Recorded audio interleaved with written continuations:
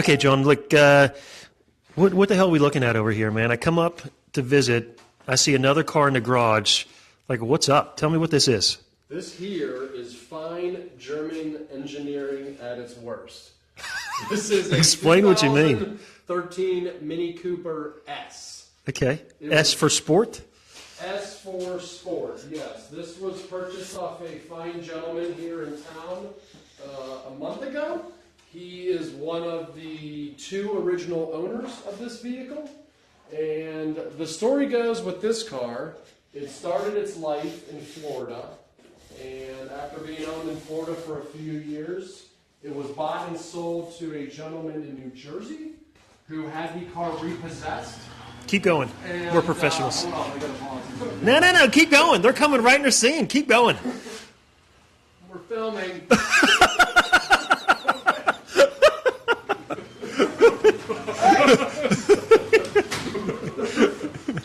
We're running a studio. I mean, are they going to come in or they want us to freeze our balls off? Should we go tell them they're interrupting the money flow? Telling Catherine to stop talking is like telling you to stop talking. It just doesn't work. She's got to run out of steam. We're filming. My nail lamp back. We are filming. You don't want to be Insta-famous? Hey, Send it to Kath. Here, babe. this is Here, stay still. We have officially began our social media empire. all right. It's nice. Tell me about the car. Take a seat in it. Okay, but my shoes. Oh my. Oh. Your husband almost bought his lunch after I'm McDonald's. Well, they got the reverse with the first explicitly. We need to talk about that. Oh, that is very odd. Is that German? Yeah, it's made in German. So you got the little silly key and you put it in here and you gotta push it. Once you push it in, comes Oh, alive. that is slick. Much like your Mercedes, it didn't start the habit. Look above the sconces on the lights here. You have 7 different lights above the seatbelts. It has indoor themed lighting.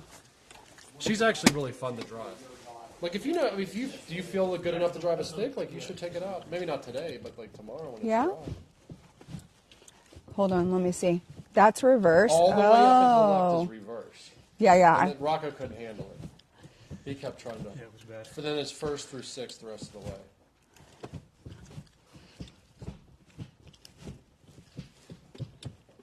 Huh. What's this?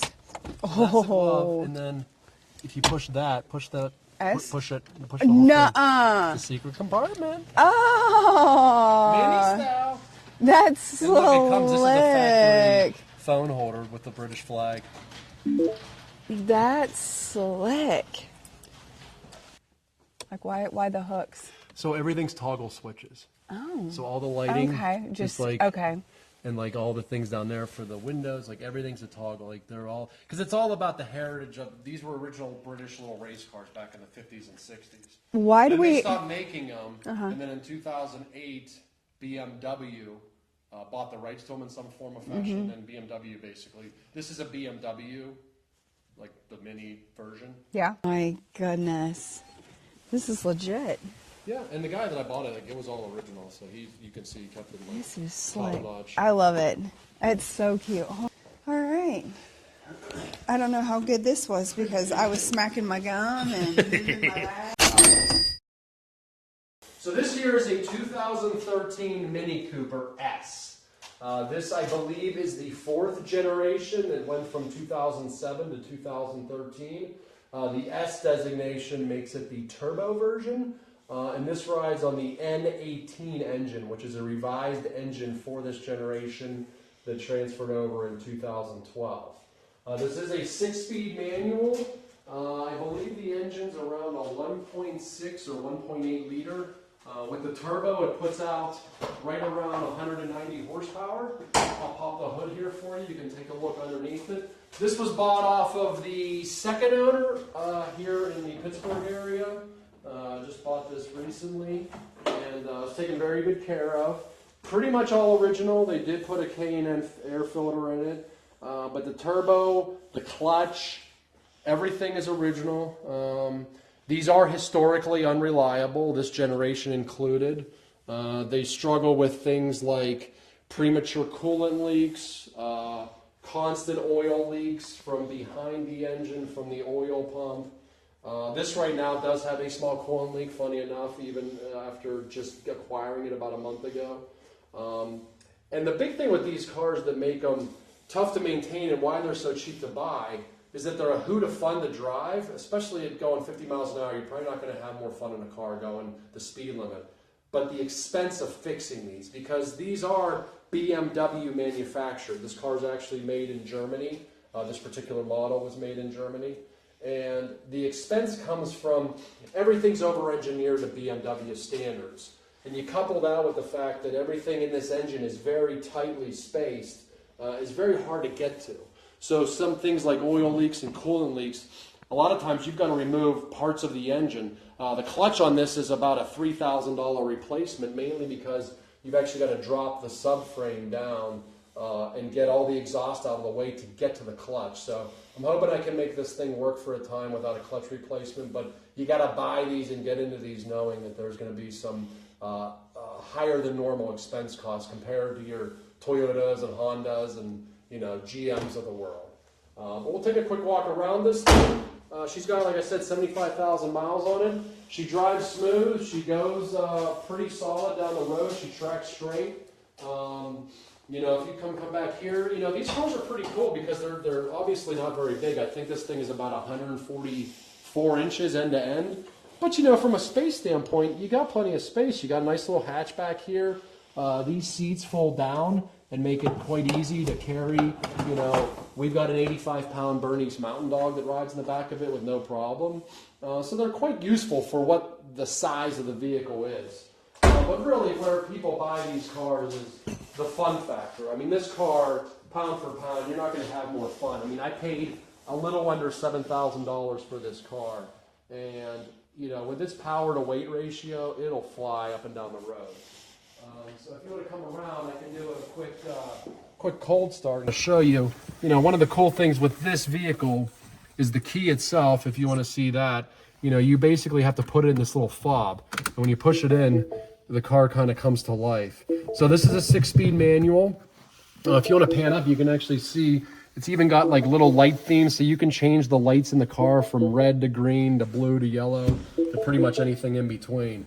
So, to start the car, you're just pushing the clutch in, and you're just pushing this button. And she'll fire right up. It's a pretty, simple machine to operate. Quirks of it here, the emergency brake, to really raise it, you've got to actually raise the center console, which is ridiculous. But, it's got good space. It's got a little push button here for the glove compartment. It's actually got a secret compartment here where you can store whatever you like there, you want people to know you have or not know. The hallmark with Minis has always been the center instrument cluster. It's kind of a staple dating back to the 50s.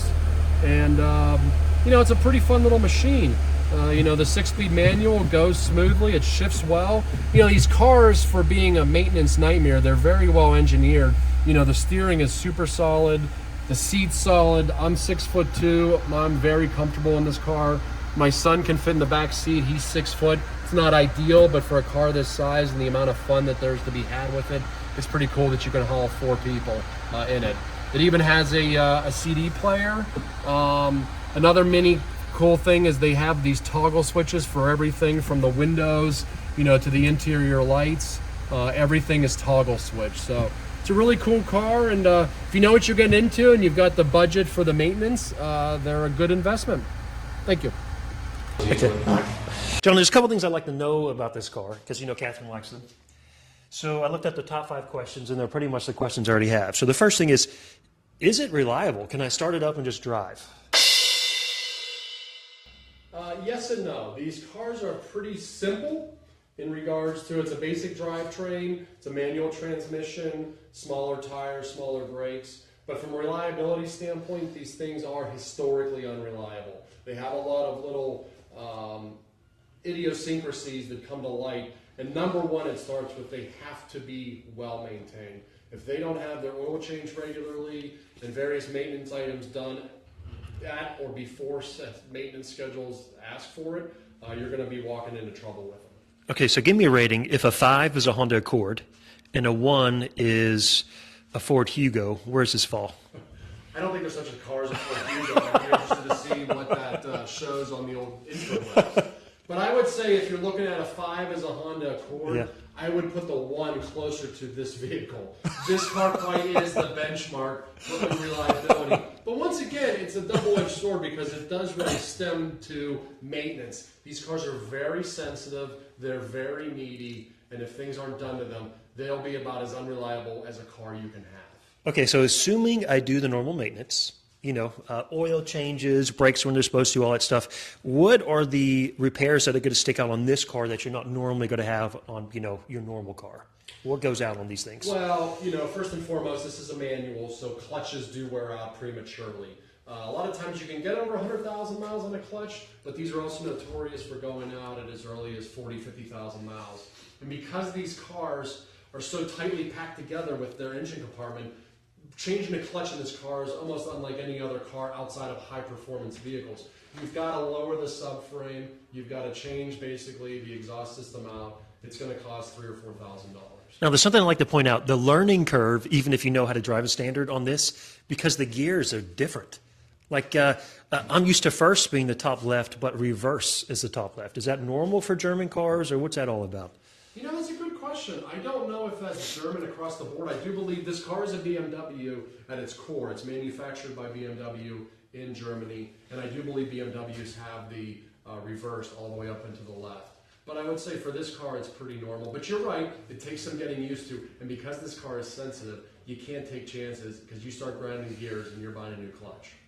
Okay, speaking of that, it's a clutch, and I noticed there was an S on it, which obviously stands for sport. So what's that mean? And, So the layman S terms. is a designation, and I don't know how far back that goes, but this is the generation from 2007 to 2013, which has a turbocharged engine. The S designates a turbocharged. The non-S version of this generation is just a naturally aspirated engine.